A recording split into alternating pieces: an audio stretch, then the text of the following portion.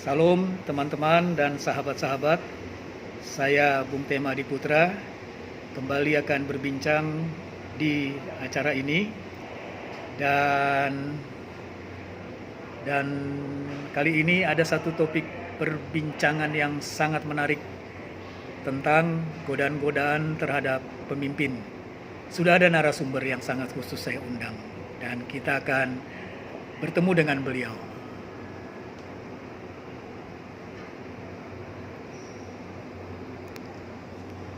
Puji Tuhan, ini dia Bapak Pendeta Dr. Solider Siringo-Ringo, SE, AKT, MA. Benar ya Pak ya? Ya, betul Kita sekali. salaman Pak, puji Tuhan. Dr. Aditema, Dr.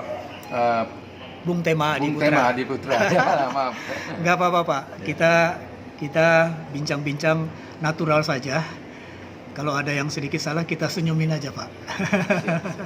Bagus. Nah, Pak Solider adalah pensiunan Bank Indonesia, kemudian Gembala Jemaat Gereja Pentakosta Kristus Jalan Bango Senen Jakarta Pusat, dan juga Ketua Umum Sinode Gereja Pentakosta Kristus Indonesia. Itu ya Pak Solider ya. Nanti Bapak menyapa saya dengan Bung Tema saja, tidak apa-apa Pak, singkat padat. Boleh tambahkan gambaran aktivitas lain yang sekaligus juga gambaran keluarga Bapak, silakan. Baik, terima kasih Bung Tema Adiputra. Bersyukur bisa bertemu kembali dengan Dr. Tema Adiputra. Ya. Dr. Tema Adiputra adalah dosen pembimbing saya. Kita di Sekolah Tinggi Teologi IKAN. Ya. Puji Tuhan, terima kasih. Saya langsung saja kepada permintaan Pak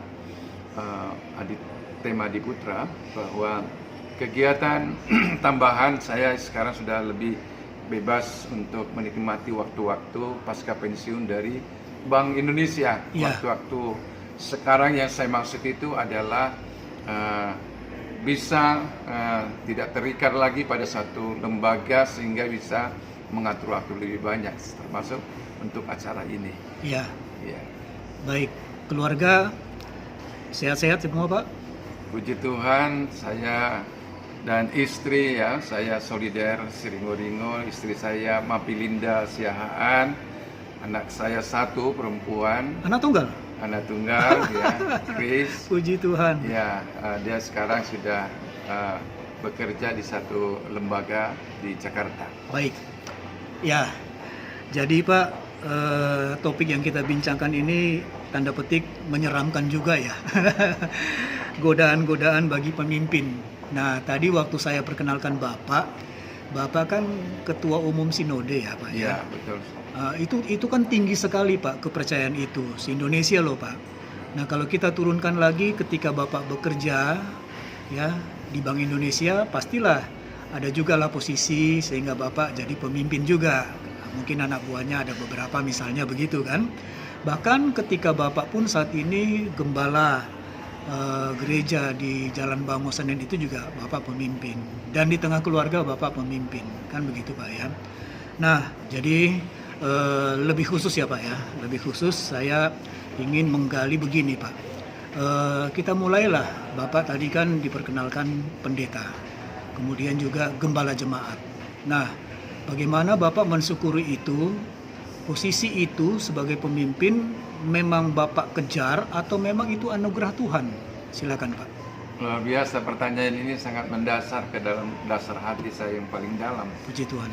Kalau sekuler ya, pekerjaan-pekerjaan yang menghasilkan uang artinya profit motif, apakah itu sebagai pegawai atau sebagai usahawan begitu, itu sudah kita nggak usah bahas lagi.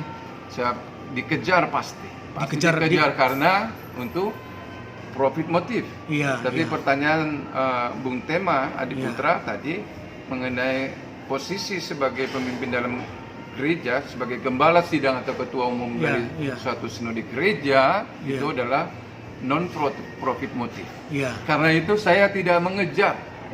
Saya tidak mengejar, tetapi karena saya merasa itu adalah satu panggilan Tuhan secara pribadi kepada saya. Gitu. Ya. Jadi ketika Bapak merespon itu dan Bapak bersedia, itu sudah dengan hati yang sangat tulus dan punya misi yang juga sesuai dengan kebenaran firman Tuhan, atau mungkin Bapak kadang-kadang menyelipkan misi pribadi? Ini mungkin. Bapak respon silakan.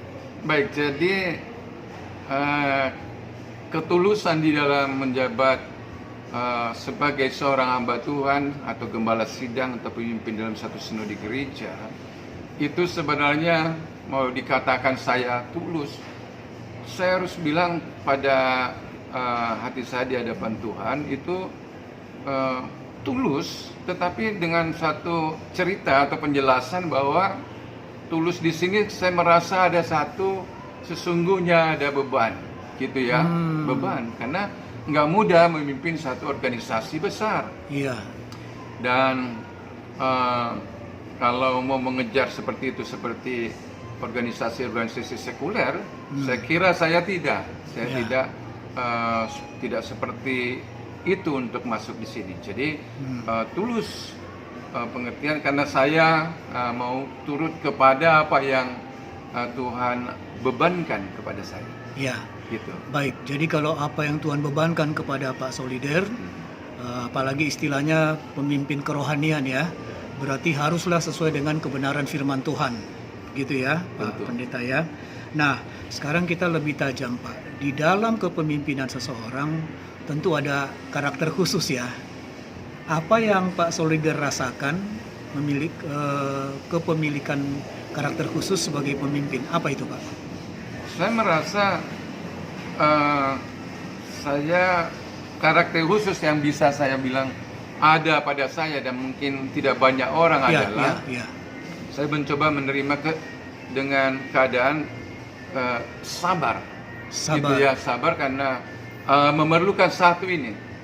Saya bukan mengatakan hamba Tuhan lain tidak sabar, gitu ya, tetapi ini sesuatu yang kalau mau ditanya apa karakter khusus, saya melihat saya pada level sabarnya, artinya tetap menjalani tugas-tugas sebagai pemimpin tadi dalam konteks ini, walaupun sebenarnya banyak perjuangan-perjuangan, kerikil-kerikil yang atau beban-beban yang berat, gitu di dalam konteks sebagai pemimpin tadi. Gitu kita harus sabar, gitu ya. Seperti misalnya jemaat yang berkarakter yang banyak perbedaan, gitu ya, sehingga mereka punya pendapat yang berbeda. Menerima firman Tuhan mungkin belum sepenuhnya, itu adalah suatu perjuangan, sehingga usaha kita sebagai seorang pemimpin tetap dengan modal sabar. Saya berharap pemimpin-pemimpin yang lain dalam rumah atau gereja Tuhan juga seperti itu, dan hal yang sama bahkan di pemerintahan atau di luar atau organisasi sekuler. Ya, baik Pak. Nanti kita akan lebih dalam berbicara kepemimpinan yang lebih tajam terhadap umat. Tapi saya ingin Bapak dalam bentuk kesaksian juga, bagaimana Bapak juga membentuk diri sendiri sebagai pemimpin, kan begitu ya Pak ya. Orang lain mungkin tidak bisa memimpin kita, tapi kita harus bisa memimpin diri kita.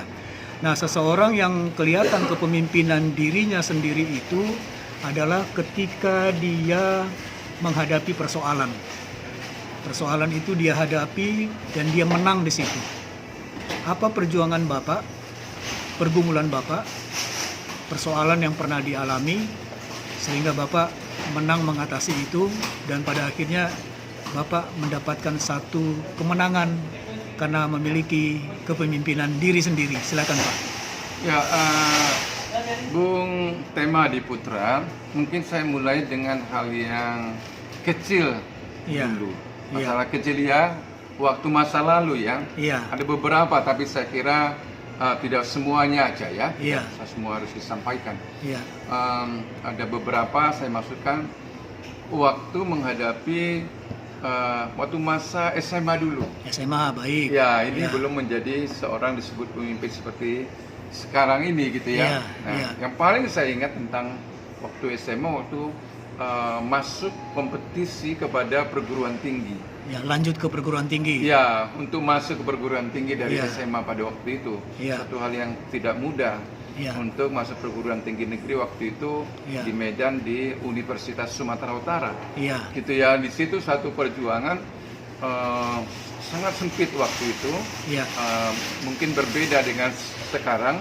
Sekarang ini mungkin masih juga ya, masih agak kompetisinya sangat sulit. Tetapi saya merasa bahwa dari sekian banyak satu sekolah kami di SMA di Medan pada waktu itu, tanpa menyebutkan sekolah itu tidak banyak yang bisa lulus masuk di perguruan tinggi negeri di USU pada waktu itu.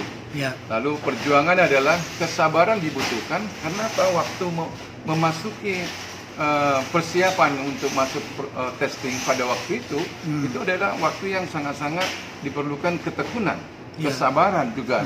Kenapa saya bilang dalam di awal ini soal struggle atau perjuangan yang cukup masa pada waktu itu, saya harus menyiapkan diri untuk masuk testing perguruan tinggi sambil membantu orang tua saya menjaga toko. Saya harus membantu dagang ibu saya waktu itu sebagai mata pencarian keluarga, gitu ya. Sehingga saya membuka buku sambil menunggu barang dagangan. Nah, demikian panjang waktunya sampai puji Tuhan akhirnya saya masuk di USU. Itu satu yang saya sangat ingat. Lalu yang kedua adalah ketika selesai perguruan tinggi, pada waktu itu saya sempat bekerja dengan menggunakan ijazah sarjana muda pada waktu itu. Dulu masih ada ijazah sarjana muda S1 ya. Nah, waktu itu karena orang tua saya harus disuport biaya, maka saya berpikir saya pengen bahwa saya tidak pengen ditanggung biaya kuliah saya itu oleh orang tua. Saya mencoba masuk pada waktu itu suatu instansi yang namanya Kementerian Keuangan di Medan pada waktu itu. Saya masuk di sana, saya dengan belajar tentu sungguh-sungguh, gitu ya. Dan hanya ada 2 orang pada waktu itu untuk masuk dari sarjana muda untuk Kota Medan. Itu yang sangat berkesan saya pada waktu itu. Memerlukan perjuangan. Lalu yang berikutnya lagi adalah sambil kuliah, sambil bekerja waktu itu di Kementerian Keuangan. Lalu selesai wisuda, kemudian saya memikirkan bahwa saya perlu pekerjaan yang lebih bagus dong, dengan hanya dari sarjana muda. Saya sedapatkan ijazah S1, saya mau melamar ke instansi yang lebih bagus. Saya keluar dari Kementerian Keuangan, kemudian saya melamar di satu instansi Bank Indonesia. Nah, perjuangan yang luar biasa yang selalu saya ingat pada waktu itu adalah kesabaran yang diperlukan untuk tekun begitu ya, supaya bisa lulus. Nah, singkat cerita saya masuk, diterima di Bank Indonesia, hanya 3 orang waktu itu. Dan saya ingat pada waktu itu dari sekitar 6.000 orang dari Indonesia, kawasan barat, dari Sumatera Utara, Aceh, dan Sumatera Selatan. Ini satu kesan yang saya pikir yang saya tidak bisa lupakan berkat Tuhan. Dan bukan mau mengatakan saya ini paling hebat ya sedunia, tidak. Tapi satu testimoni, untuk kesaksian bahwa luar biasa suatu perjuangan yang selalu tidak saya bisa lupakan. Gitu. Artinya Pak, setiap orang siapapun dia, lepas dari stratanya, dia punya hubungan unik dengan Tuhannya, dan dia pasti menyaksikan itu, dan itu sangat berharga, kan begitu ya Pak? Itu yang saya posisinya begitu tadi, Pak. Posisinya begitu. Nah, pertanyaan selanjutnya Pak, saya terkesan Tuhan campur tangan ketika Bapak dalam 3 hal tadi berjuang dan menang ya, artinya berhasil ya Pak. Pertanyaan lebih tegas Pak, apakah Pak Solider menyadari bahwa itu membentuk Bapak jadi seorang pemimpin, paling tidak untuk diri sendiri? Kalau iya, apanya itu? Proses langsung saja ya. Proses pada waktu menembus, katakan begitu, melewati 3 hal yang tadi itu, memang sesuatu pengalaman yang sangat intim dengan Tuhan. Saya belum ceritakan tadi di awal, pada waktu saya SMA, sebelum masuk bisa perguruan tinggi tadi, dan sampai kepada akhirnya bisa bekerja di instansi di Bank Indonesia tadi, saya pernah satu kali berdoa. Saya sangat ingat dengan doa itu. Doa saya pada waktu itu tuh, karena orang tua dengan keterbatasan keuangan harus berdagang untuk menghidupi 8 orang bersaudara kami. Saya anak kelima dari 8 orang. Saya pernah berdoa, dan doa ini saya ucapkan 2 kali gitu ya, dalam satu keintiman dengan Tuhan adalah Tuhan, saya mau mendapatkan satu job atau pekerjaan nanti setelah saya masa depan saya perlu uang. Itu bahasa saya. Hmm. Kata-kata seperti berbicara kepada orang. Hmm. Tuhan, saya perlu uang.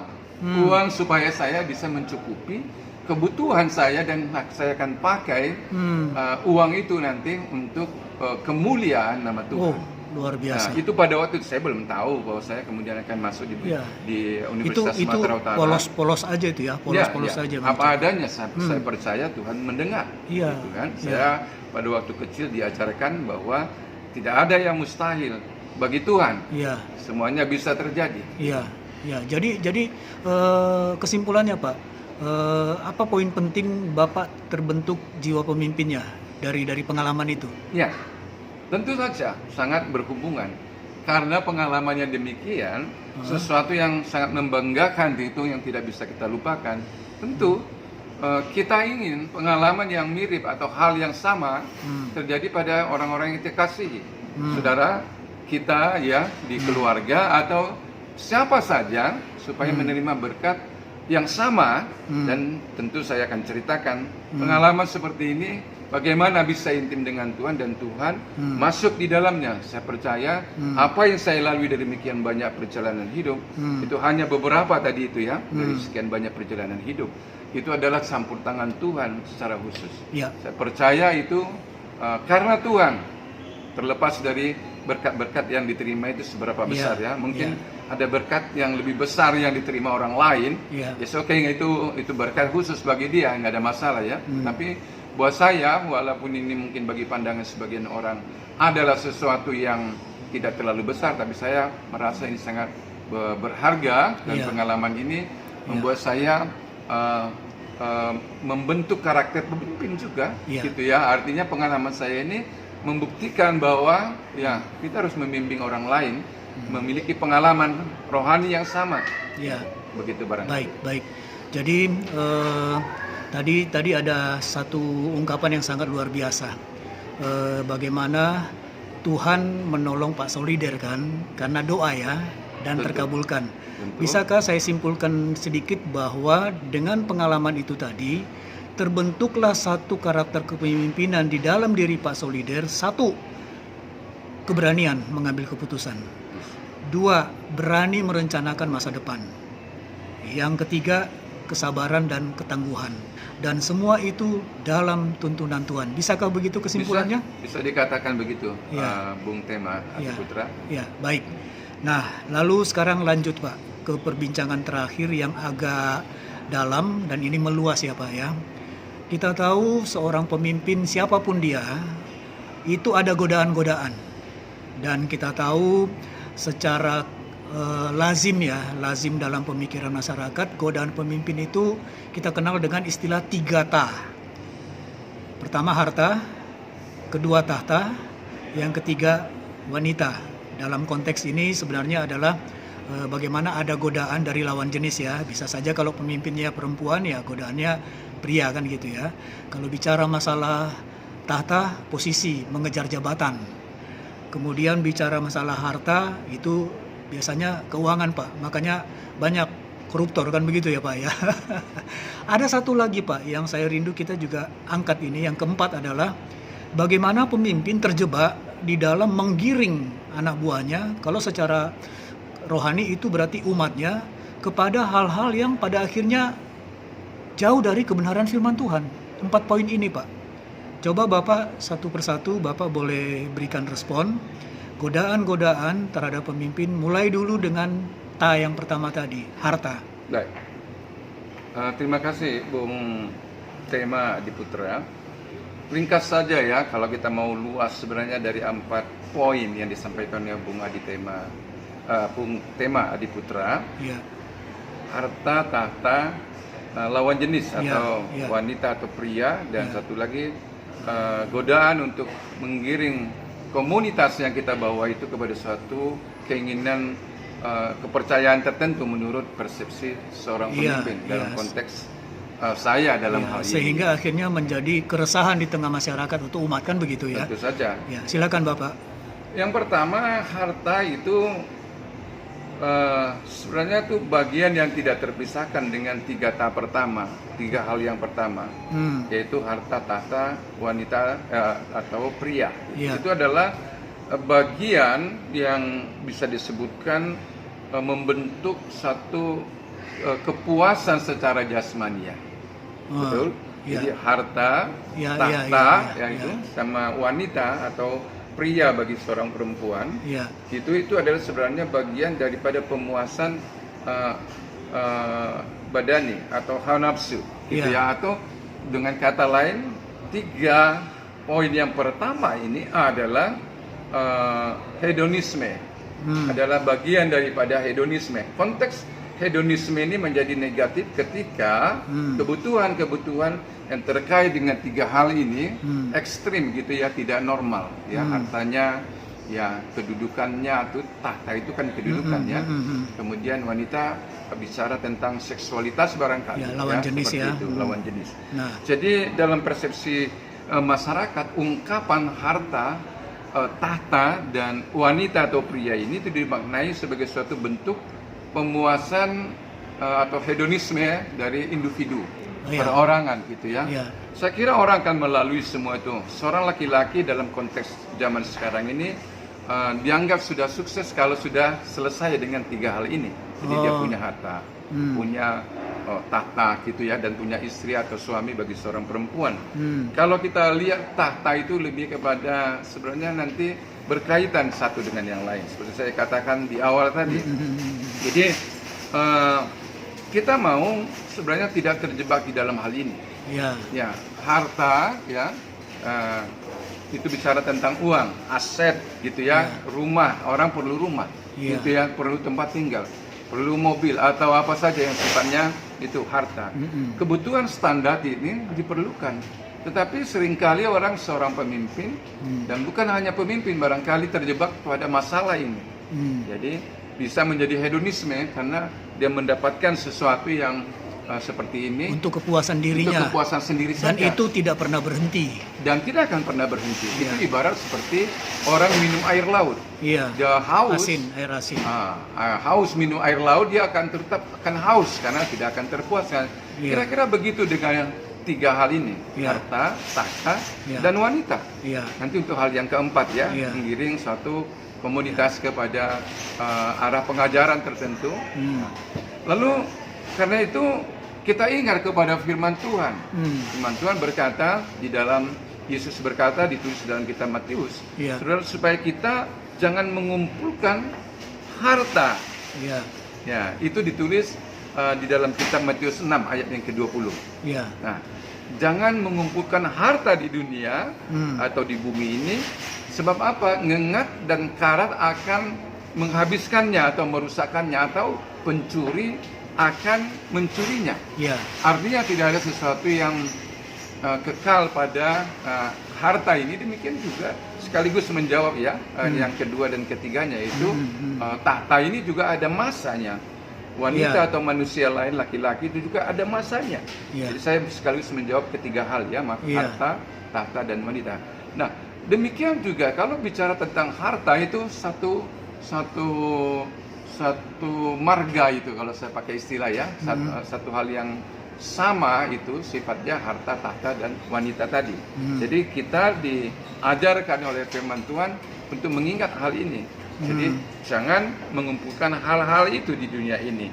Nah, karena apa? Yesus juga berkata pada ayat berikutnya ya, Matius 6 ayat 22, bahwa di mana hartamu berada, di situ juga hatimu. Di mana hartamu berada. Jadi di mana tahtamu juga, itu bicara tentang harta dan tahta tadi sama. Di mana ada istri atau suaminya yang menjadi harta, yaitu ya kekayaan. Disitulah hati orang. Karena itu jangan terikat pada hal itu. Ya, karena itu. Nah, tetapi faktanya orang menghadapi masalah, mendapatkan ketiga hal ini, dan sehingga banyak yang harus jatuh pada persoalan-persoalan, misalnya untuk harta, korupsi. Korupsi itu kan sesuatu yang artinya yang bukan haknya diambil gitu ya. Itu sama dengan sebenarnya itu sudah masuk godaan ya. Dan itu terjadi pada semua pemimpin, Ya. bahkan pada level yang menengah sampai ke bawah. Ya, ya. Nah, Tahta. masyarakat ya. Nah, demikian juga untuk mendapatkan tadi Tahta. tahta. Ya. Nah, posisi pada jabatan tertentu baik di gereja sendiri atau di luar gereja. Tergoda dia untuk melakukan Betul. cara-cara yang tidak, Ya, tidak tepat, tidak benar. Tidak benar gitu Ya. kan. Bahkan menyogok uang. Dengan memberikan gratifikasi Iya. kah, atau dengan memberikan fitnah itu. itu godaan Banyak ya. Kita dengar itu banyak cerita tentang Kemudian itu. godaan Ya. lagi adalah lawan jenis ya, entah Ya, itu termasuk itu. Nah. wanita atau pria, Betul. karena dia sudah punya harta dan Betul. posisi tadi Ya, yang memungkinkan. itu sebabnya satu rangkai Iya. tadi. Kalau orang sudah memiliki posisi harta Iya. yang banyak, Iya. kemudian dia punya tahta atau kekuasaan itu, Iya. ya tahta itu bicara kekuasaan atau jabatan gitu. Iya. Biasanya itu satu paket ya, lawan jenisnya menjadi sesuatu lagi. Ya, jadi itu kepuasan hawa nafsu ya, dia Ya. kejar ya. Itu Sementara yang- kalaulah dia sudah berkeluarga, berumah tangga, itu adalah sesuatu pantangan kan begitu ya, harus tetap menjaga ya Itu yang rumah tangga dan Bung Tema keluarga. katakan tadi, godaan-godaan bagi seorang pemimpin yang Iya. terkait dengan hal ini, tiga hal yang Tiga pertama itu. tadi. Ya, nah fenomena yang ada sekarang Pak, fenomena yang ada sekarang, makanya saya tambahkan poin keempat. Dan memang itu pada akhirnya kita boleh lebih khusus lagi arah sebagai pemimpin rohani kan begitu ya. Pemimpin rohani dalam konteks misalnya dia gembala atau dia ketua sinode atau paling tidak dia ketua komunitas, ketua rohani di rumahnya kan begitu Pak ya. Terkadang bisa saja terjebak ya membawa umat itu ya kepada hal-hal yang sifatnya sudah beda Ya. dengan pengajaran ya firman Tuhan yang sejati dan abadi. Iya. Apa komentar Pak Pendeta Solider di bagian akhir ini? Baik. Yang keempat ini adalah sebenarnya itu bagian daripada yang disebut oleh teori Maslow, itu aktualisasi diri. Artinya seorang pemimpin akan dihadapkan pada godaan selain yang pertama tadi harta tahta, Ya. yang kedua tahta, yang ketiga wanita, godaan yang keempat tadi yang seperti disebutkan teori Maslow. Apa itu godaan untuk aktualisasi diri, untuk mendapatkan pengakuan daripada orang lain. Ya. Orang lain itu adalah publik. Dia ingin mendapatkan pengakuan dari pujian, kekaguman seperti itu, sehingga seseorang bisa tergoda kepada membawa komunitas yang lebih banyak ikut kepada apa yang dia pikirkan. Konsep-konsepnya, Konsep-konsep, pengajaran, visi misi. termasuk visi misi dan apa saja, sehingga itu adalah bentuk pemuasan sebenarnya, pemuasan diri. Iya. Pemuasan diri dari sama halnya seperti yang pertama tadi, kedua dan ketiga. Harta, tahta, dan wanita. Untuk bagian yang keempat ini adalah pemuasan diri untuk memuaskan apa yang dikatakan teori Maslow tadi, bahwa orang punya kebutuhan diakui, gitu ya. Pengakuan orang lain itu adalah satu kebutuhan. Kita tahu teori Maslow mengatakan begini, dia seperti piramid, bahwa manusia itu seperti piramid kebutuhannya. Needs yang paling dasar adalah makanan, minuman, pakaian, artinya kebutuhan jasmania biasa. Lalu kebutuhan yang lebih meningkat, lebih mengucut lagi adalah kebutuhan sosial, gitu ya. Kemudian kebutuhan yang sampai mengerucut paling puncaknya, kebutuhan seseorang adalah diakui, gitu ya. Itu seperti itu. Sehingga kalau seorang termasuk pemimpin menghadapi godaan bahwa dia adalah ingin dipuji, itu termasuk godaan seperti itu, tanpa menyebut nama. Kasus-kasus sudah banyak pada sekarang ini, baik di dalam negeri maupun di luar, gitu, dengan pengajaran-pengajaran yang terkini, misalnya mulai pada tahun 10 tahunan 20 tahun yang lalu, seperti pengajaran hyper grace misalnya. Itu adalah suatu pengajaran yang dibuat oleh seseorang supaya banyak pengikutnya tanpa menyebut nama siapa dia. Nah, apakah di Indonesia ada? Itu bukan bahasan kita, gitu. Lalu belakangan kita dengar Kristen progresif, gitu ya, ada satu pengajaran yang seperti apa, gitu, ya, sehingga orang mengikuti dia, gitu. Atau sebut lagi pengajaran-pengajaran lain ya, tentang YHWH misalnya, tentang Yahweh ya, yang harus mengganti nama kata Allah menjadi YHWH. Tanpa menyebutkan kelompok mana itu adalah satu bentuk daripada aktualisasi diri atau pemuasan diri untuk mendapatkan pengakuan orang lain, sehingga bergerak kepada membawa pengikutnya kepada keinginan pikirannya. Baik, ya. Baik Pak, sampai kepada penegasan ya, dan mungkin juga sedikit kesimpulan dan penegasan ya. Apa Pak? Kesimpulan dan penegasan dari semua ini, tentu di situ ada solusi ya, supaya kita tidak terkalahkan oleh 4 godaan tadi. 1, 2, 3 godaan ta ya. Kemudian yang keempat itu pemimpin yang menyalahgunakan kewenangannya, membawa komunitasnya ke jalan yang salah. Silakan Pak, simpulan singkat dan solusi jalan keluar supaya hidup kita baik dan benar para pemimpin-pemimpin yang ada. Terima kasih Bung Tema Diputra. Kalau kita bisa simpulkan dari apa yang kita bahas tadi, supaya kita tidak terjebak, yaitu yang pertama, jangan hamba-hamba Tuhan, pemimpin atau siapapun dia, itu tentu harus menjaga diri supaya tidak terjebak. Kebutuhan standar manusia tentang 4 hal tadi itu memang ada dan itu wajar. Seorang bapak sebagai pemimpin misalnya, tentu dia harus mencukupkan kebutuhan yang 4 tadi itu, harta, kebutuhan-kebutuhan yang ada di tengah-tengah keluarganya. Tetapi tidak membiarkan itu menjadi satu godaan yang membuat orang jatuh. Jatuh pada apa? Jatuh karena harta misalnya, mengambil yang bukan haknya, menerima gratifikasi dan sebagainya tadi, itu tidak usah kita mengulang lagi. Demikian juga hal yang kedua, tahta, jangan sampai jatuh melakukan dosa sehingga dia melakukan dosa untuk mendapatkan hal-hal itu, termasuk tadi wanita dan juga lawan jenisnya, termasuk tadi penggiringan kepada jemaat atau komunitasnya kepada sesuai dengan keinginannya. Penguncinya adalah kita kembali kepada firman Tuhan.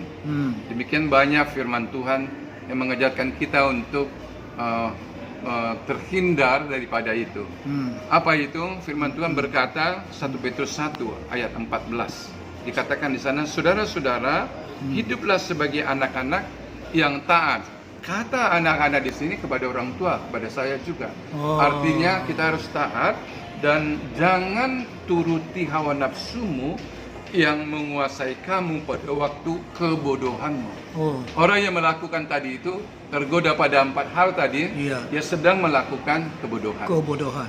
Maka kita perlu Tuhan dalam hadirat Roh Kudus supaya kita tidak menuruti hawa nafsu setiap hari ya. Hawa nafsu itu kedagingan tadi itu yang tercermin pada manifestasi pada 4 hal tadi, itu akan datang setiap hari. Karena itu kita perlu Tuhan, hadirat Tuhan, supaya apa? Kita tidak kalah terhadap godaan-godaan yang tadi. Tetaplah penuh dengan Roh Kudus. Amin. Baik, teman-teman, sobat-sobat, demikian perbincangan saya dengan Pendeta Solider. Terima kasih Pak Pendeta Solider, maju terus dalam berbagai kegiatan dan pelayanan menyenangkan hati Tuhan, menjadi berkat bagi sesama. Kita salaman. Yesus berkati, Bung Tema Adiputra. Salam. Salam.